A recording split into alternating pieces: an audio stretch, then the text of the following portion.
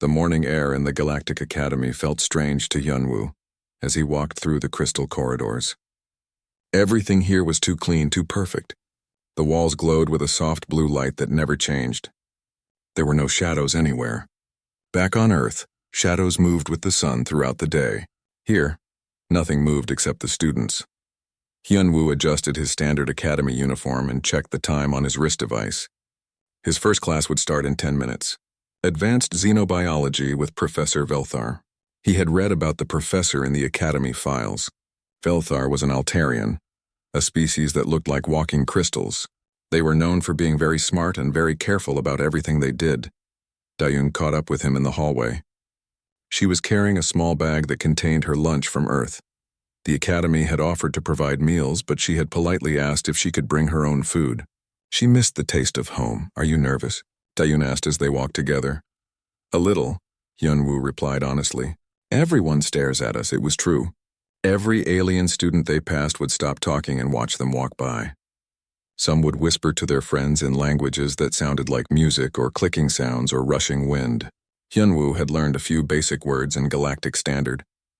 But most aliens spoke their own languages when they thought humans could not understand. Taemin was already waiting outside the classroom when they arrived. He had his electronic notebook ready and was reading something on the screen. Taemin always prepared for everything. He had spent the entire trip to the academy studying galactic history and alien cultures. "What are you reading?" Dayun asked. "Information about our classmates," Taemin said without looking up. "Did you know that most aliens consider our planet impossible to live on?" "What do you mean?" Hyunwoo asked.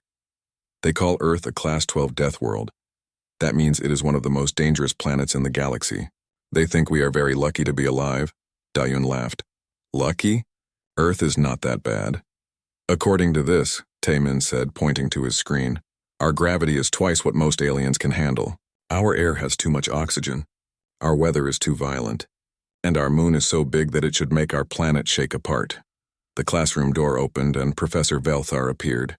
He was tall and thin, made of what looked like blue crystal. Light moved through his body when he walked. His voice sounded like wind chimes when he spoke. "Please enter, students. We have much to discuss today." The classroom was arranged in a circle. Each seat was designed for different types of alien bodies. Some students sat on regular chairs. Others floated in special containers filled with gas. A few students who looked like living rocks sat on the floor. Hyunwoo, Dayun, and Taemin found 3 empty seats together. As soon as they sat down, the whispering started. A student who looked like a giant butterfly turned to her friend and made soft humming sounds. 2 students covered in thick fur pointed at the humans and shook their heads. Professor Velthar stood in the center of the circle. "Today we welcome 3 new students from the planet Earth. They are the first of their species to join our academy. Please introduce yourselves." Hyunwoo stood up first. "My name is Hyunwoo. I am here to learn about other worlds and other people." Dayun smiled and waved. "I am Dayun. I'm excited to meet everyone and make new friends." Taemin nodded politely. "I am Taemin. I hope to understand how different species work together in peace." A student with 6 arms and purple skin raised one hand. "Professor, is it true that Death Worlders are very weak? I heard they barely survive on their own planet." Professor Velthar's crystal body flickered. "That is not a polite question, Kixera. But it brings up an important topic. Class, what do you know about Death Worlds?" A rock-like student made a grinding sound that the translation device turned into words. "Death worlds are planets where everything tries to kill you. The life forms that evolve there are usually very fragile because they spend all their energy just staying alive." "Very good, Morden. Can anyone tell me what makes Earth particularly dangerous?" A floating student in a gas container spoke in a voice like whistling wind. "The gravity is crushing. The atmosphere burns most organic tissue. The weather includes frozen water that falls from the sky and electrical storms that can destroy entire cities." Professor Velthar nodded. "Correct, Aroth. And yet these 3 students are here with us. How do you think they managed to survive long enough to develop space travel?"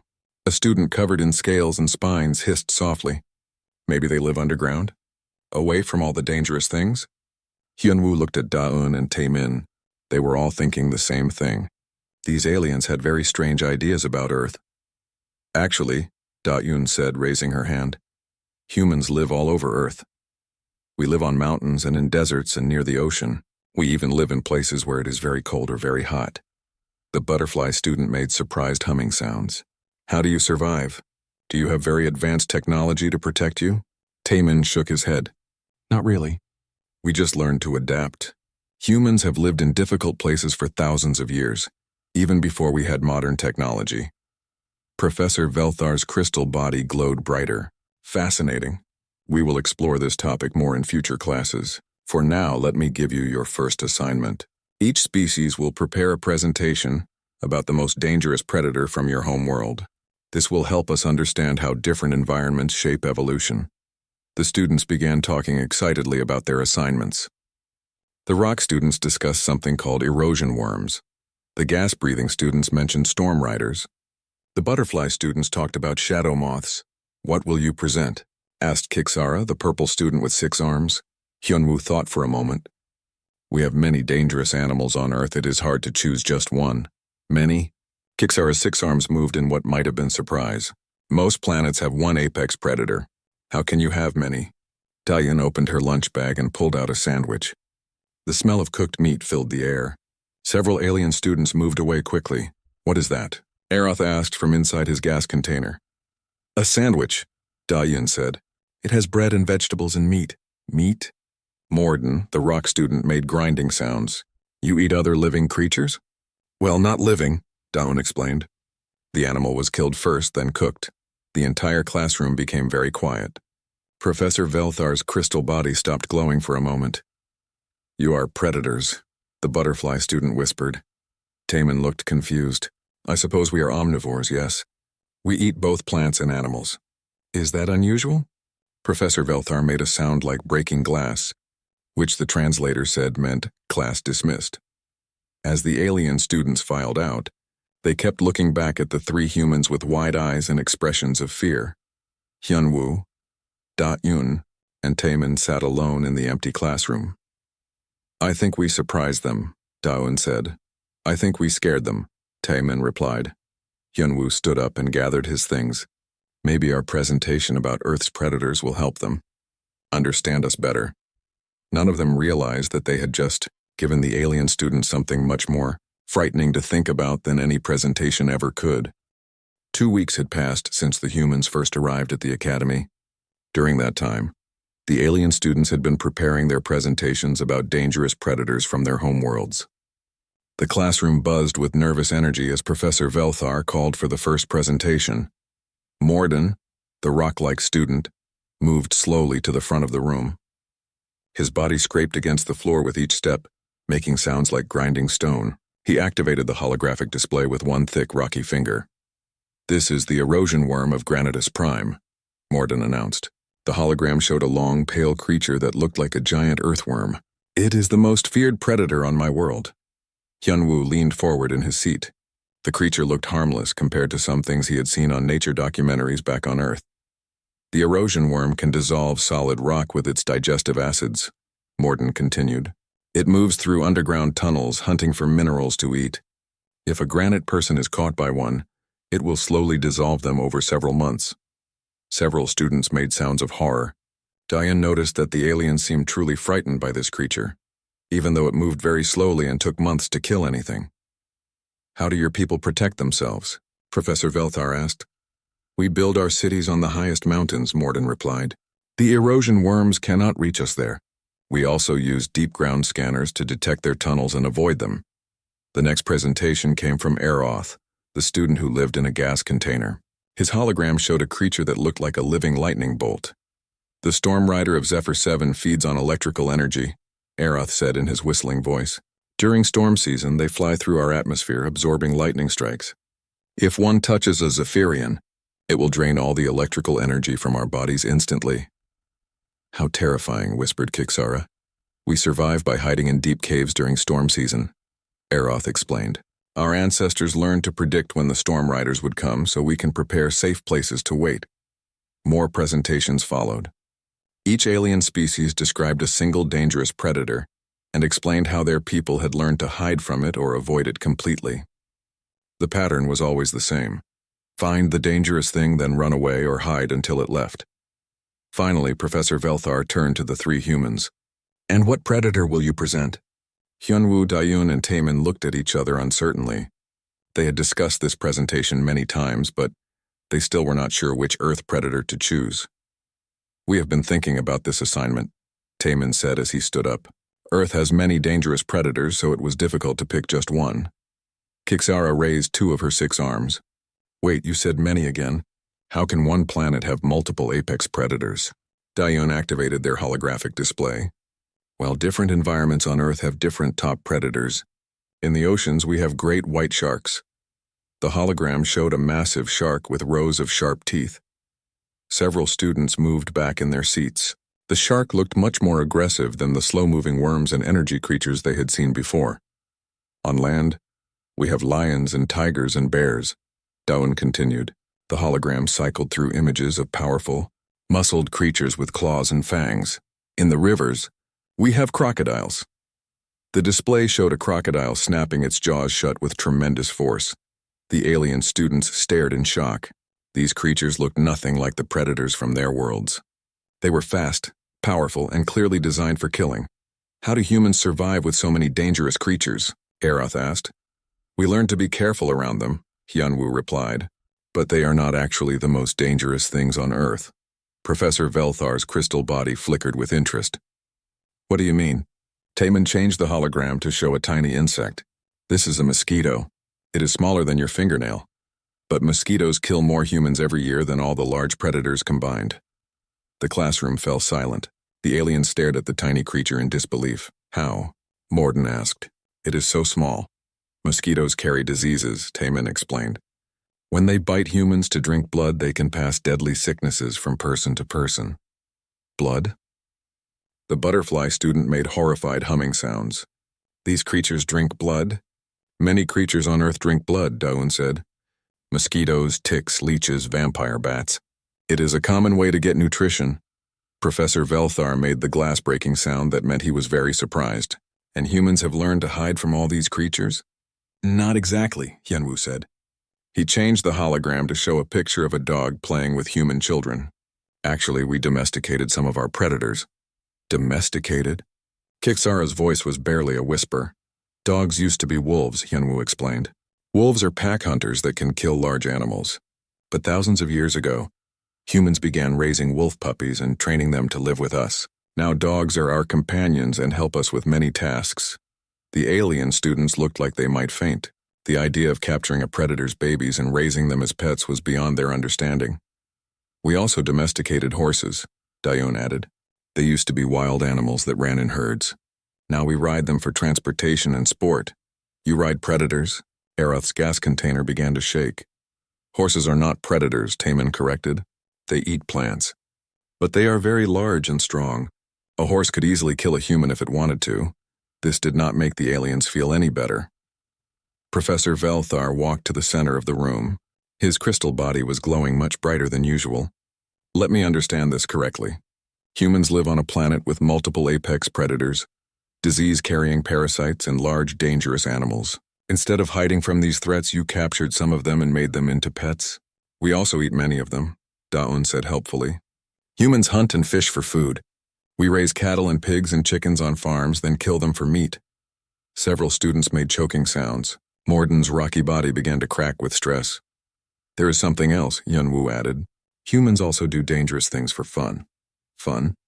Professor Velthar's voice cracked like breaking crystal. "We climb mountains, jump out of aircraft, swim in the ocean with sharks, run long distances until our bodies almost break down," Hyunwoo listed casually. "Some humans like to challenge themselves by doing difficult or dangerous things. We call them extreme sports," Taemin said. "Rock climbing, skydiving, marathon running, scuba diving, surfing, and big waves." The alien students sat in stunned silence. Everything they had learned about survival said that you should avoid danger at all costs. The idea of seeking out danger for entertainment was completely foreign to them. Professor Velthar's crystal body stopped glowing entirely. "Class dismissed," he said quietly. As the alien students filed out of the classroom, they moved much more slowly than usual. They kept glancing back at the 3 humans with expressions of fear and confusion. Kixara approached the humans hesitantly. "Can I ask you something?" "Of course," Dayun replied with a friendly smile. "Do you ever get scared?" The three humans looked at each other and considered the question seriously. Yes, Hyunwoo answered. But being scared does not mean we cannot do what needs to be done. Sometimes being a little scared makes things more exciting, Daun added. Kixara backed away slowly. She did not understand how anyone could think that fear was exciting. After all the alien students had left, Professor Velthar remained in the classroom with the humans. I need to research something, he said to himself. Your species is not what our databases led me to expect. Taemin looked curious.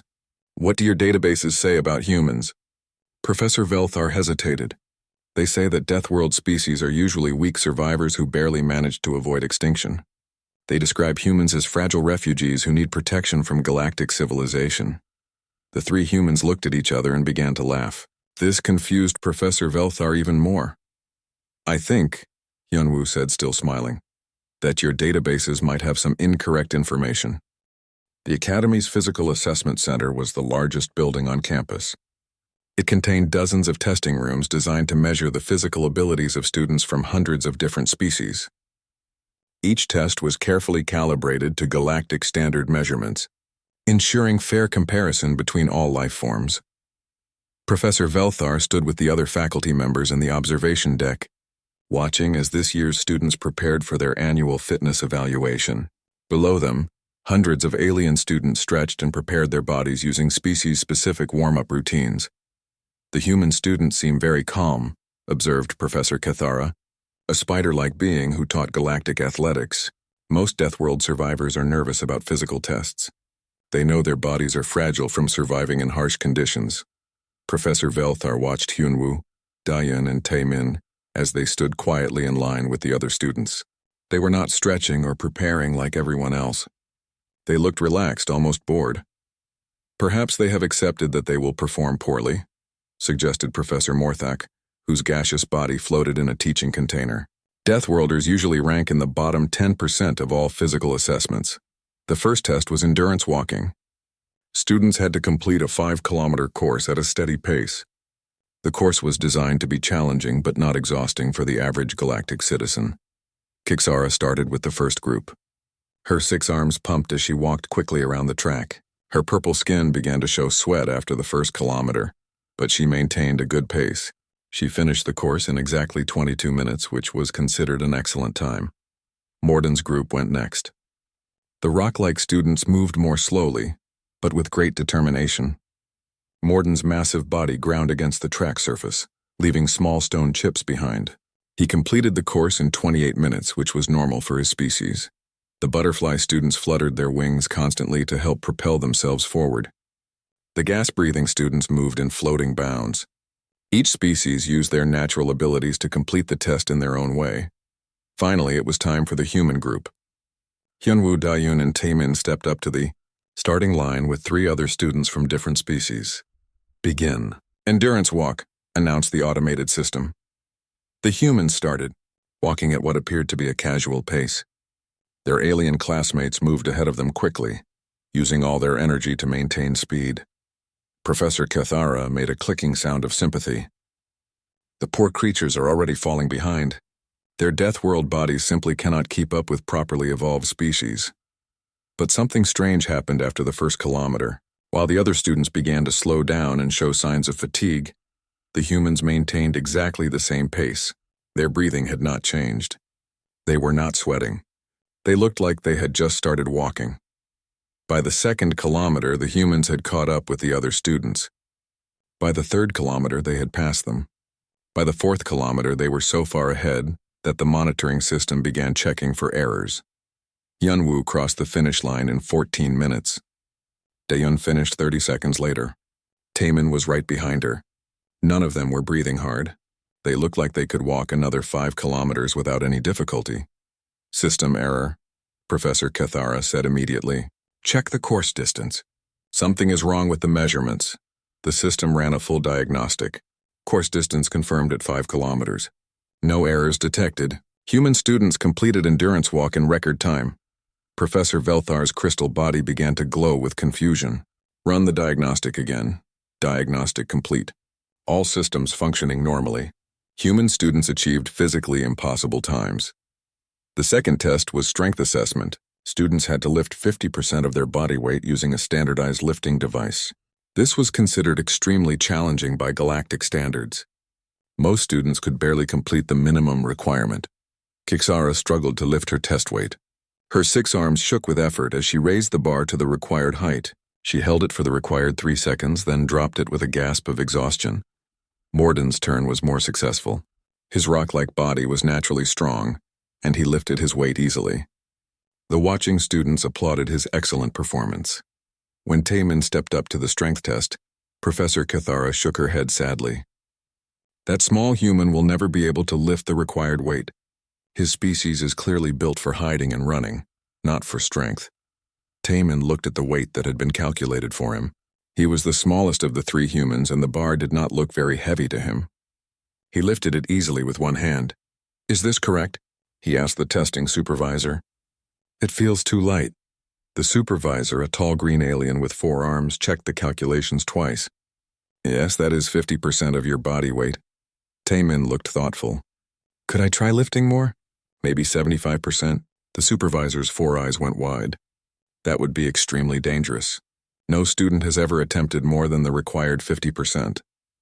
"I would like to try," Taemin said politely. The supervisor loaded additional weight onto the bar with shaking hands. Taemin lifted 75% of his body weight just as easily as he had lifted 50%. 100%? Taemin asked. The supervisor looked up at the observation deck desperately. Professor Kethara made frantic hand signals that meant absolutely not, but Professor Velthar was too fascinated to stop the test. Taemin lifted 100% of his body weight without any sign of strain. He held it steady for 10 seconds instead of the required 3, then set it down gently. "Could I try 150%? He asked hopefully. The supervisor fainted. Dayun's turn was next. The faculty had quickly replaced the unconscious supervisor with a robotic testing unit to avoid any more medical emergencies. Dayun approached the strength test with a friendly smile.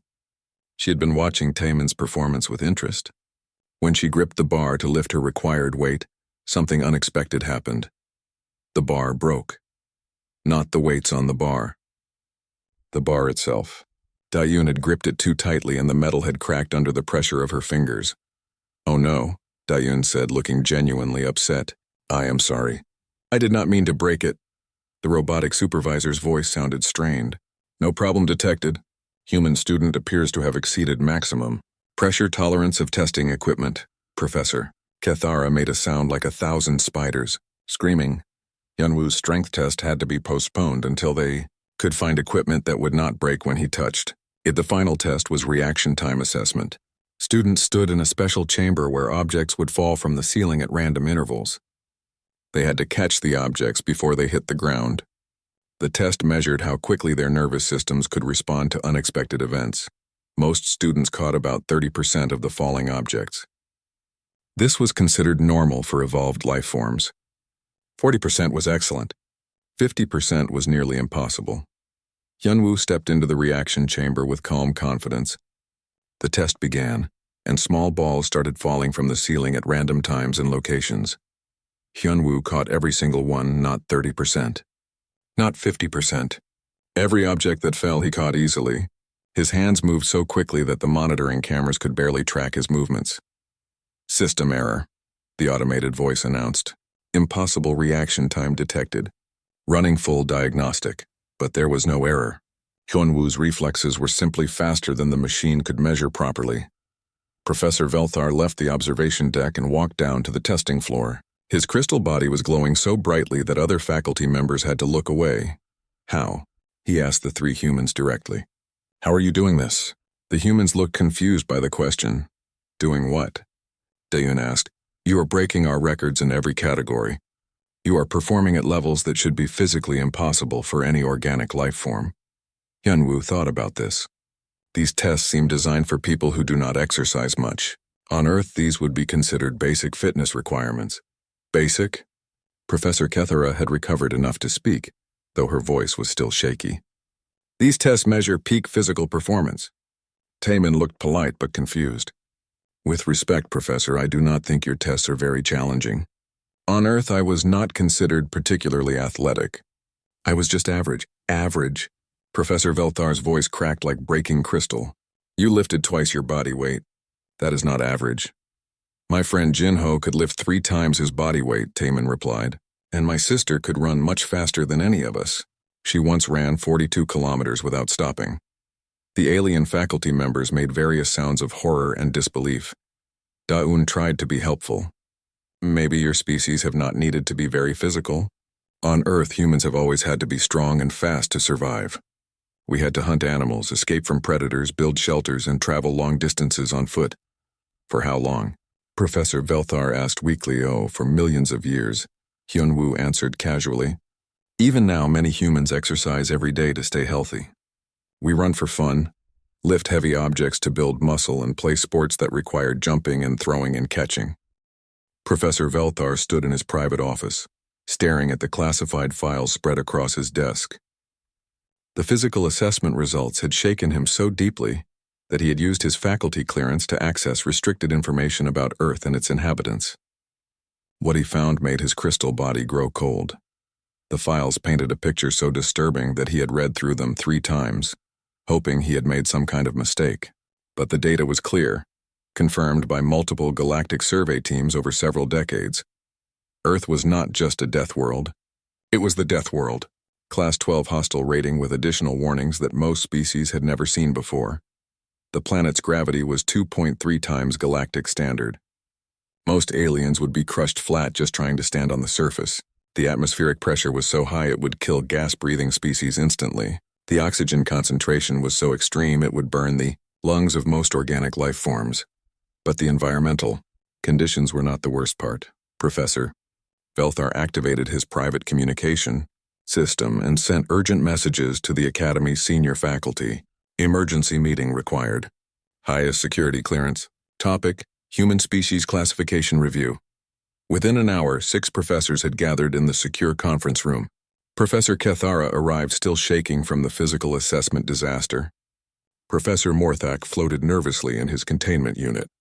The others looked confused but concerned. I have discovered something that changes everything we thought we knew about our human students, Professor Velthar began. His crystal body was glowing dim red, a color that indicated severe distress. He activated the holographic display and began showing the classified Earth files. Earth's surface temperature varies from -40 degrees to +50 degrees Celsius. These temperature swings happen regularly and are considered normal weather patterns. Professor Kethara made clicking sounds of disbelief. Those temperatures would kill most species instantly.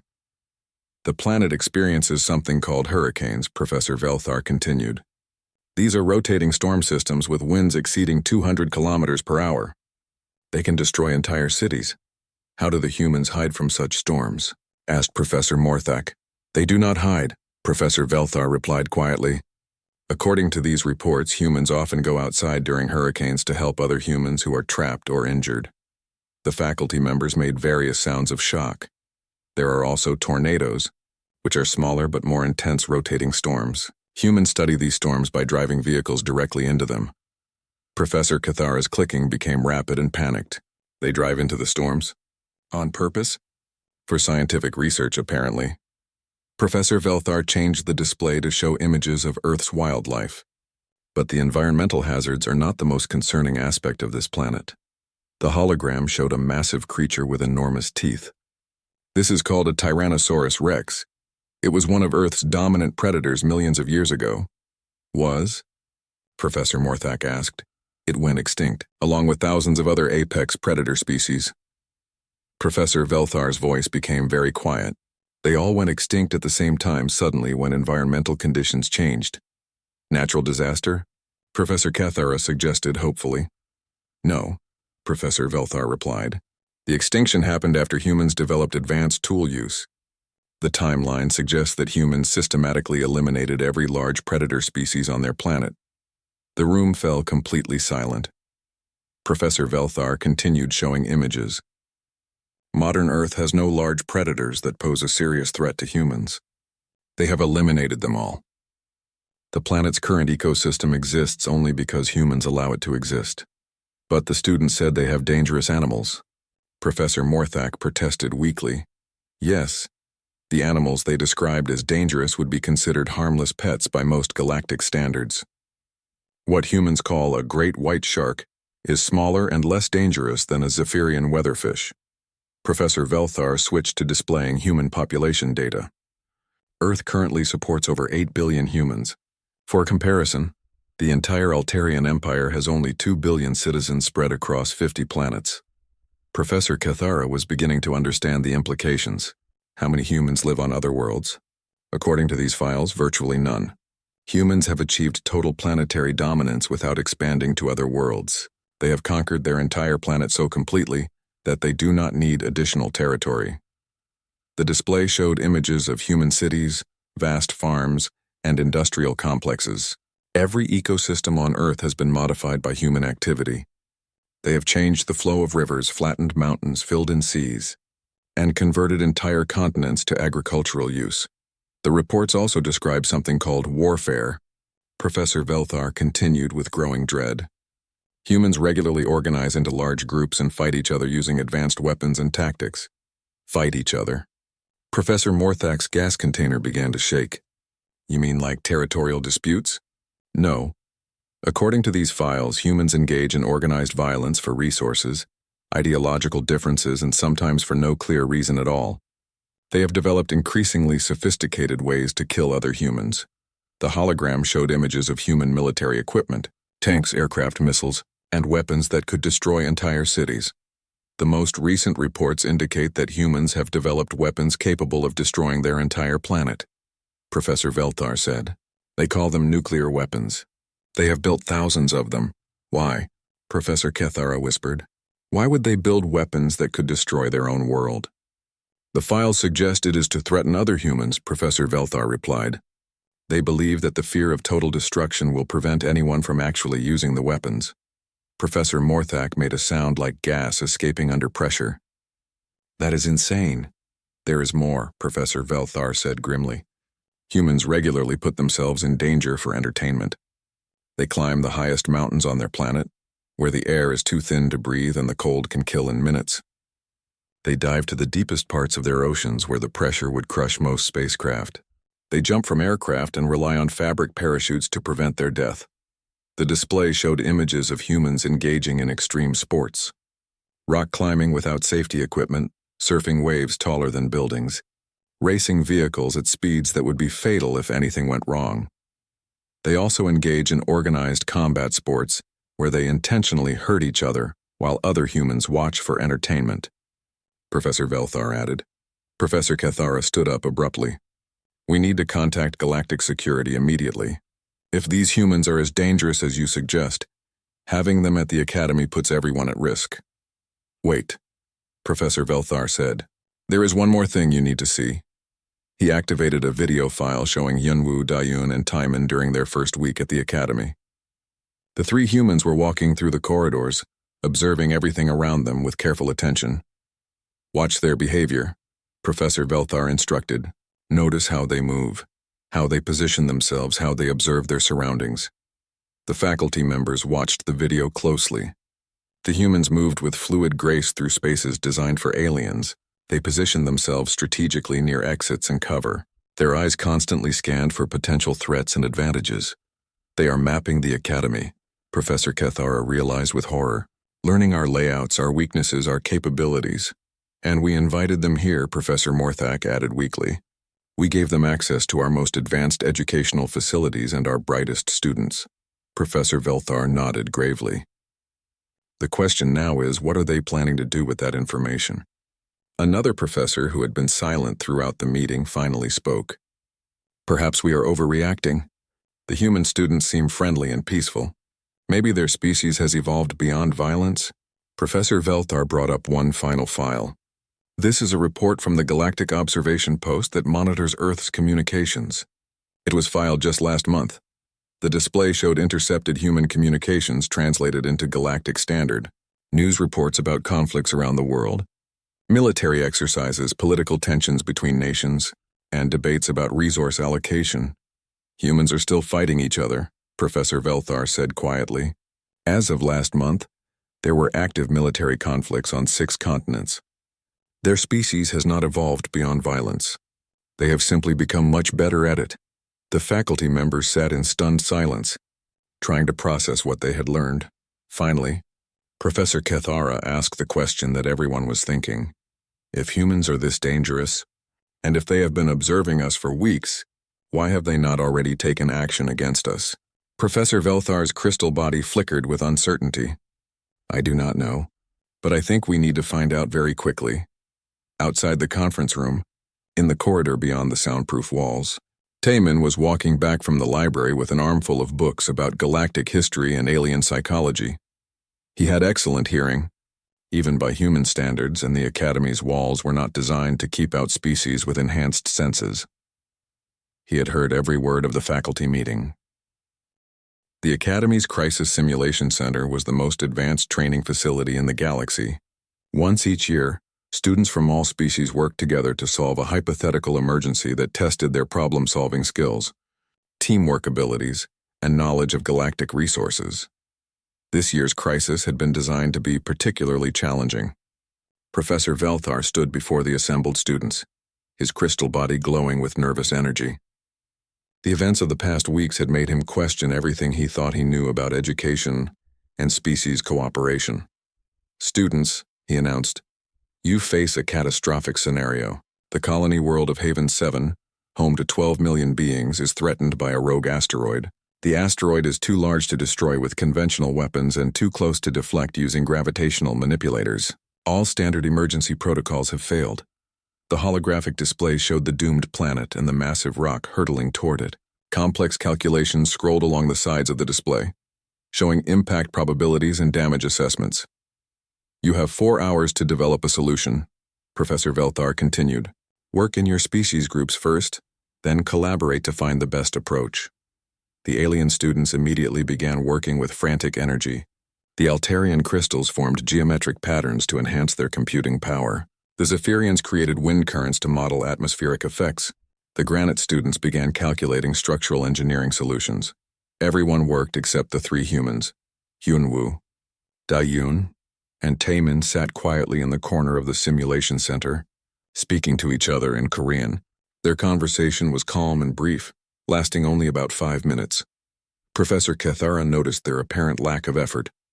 The human students do not seem to be taking this seriously, she clicked to Professor Velthar. Perhaps they know they cannot contribute meaningfully, Professor Morthak suggested from his gas container. Their Death World experience may not apply to advanced space engineering problems. After 3 hours of intense work, the alien students had developed several potential solutions. None of them were very good. The Altarians proposed using a massive gravitational lens to focus stellar energy and gradually vaporize the asteroid.